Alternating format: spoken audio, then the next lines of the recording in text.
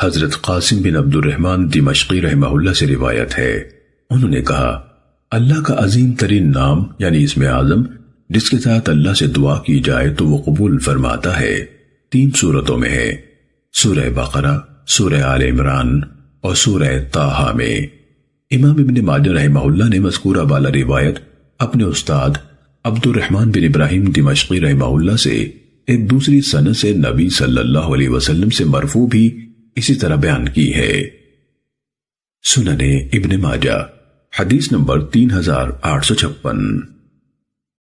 حضرت بریدہ رضی اللہ تعالیٰ عنہ سے روایت ہے، انہوں نے فرمایا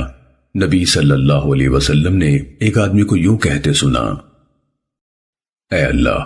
میں تجھ سے سوال کرتا ہوں اس لیے کہ تو اللہ ہے، اکیلا ہے، بے نیاز ہے، جس نے کسی کو جنم نہیں دیا ہے اور نہ ہی اسے کسی نے جنم دیا، نہ اس کا کوئی ہمسر ہے۔ تو رسول اللہ صلی اللہ علیہ وسلم نے فرمایا اس شخص نے اللہ سے اس کے عظیم ترین نام یعنی اسم اعظم کے وسیلے سے سوال کیا ہے، جس کے وسیلے سے جب اس سے مانگا جائے تو وہ عطا فرماتا ہے،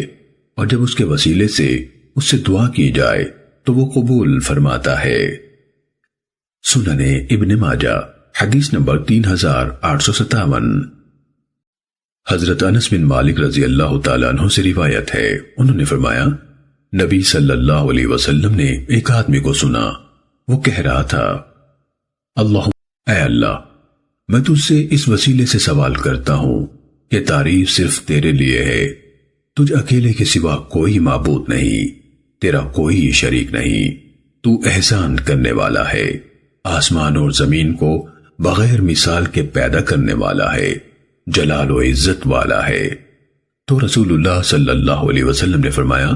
اس نے اللہ سے اس کے عظیم ترین نام یعنی اسم اعظم کے واسطے سے سوال کیا ہے، جس کے وسیلے سے مانگا جائے تو وہ عطا فرماتا ہے،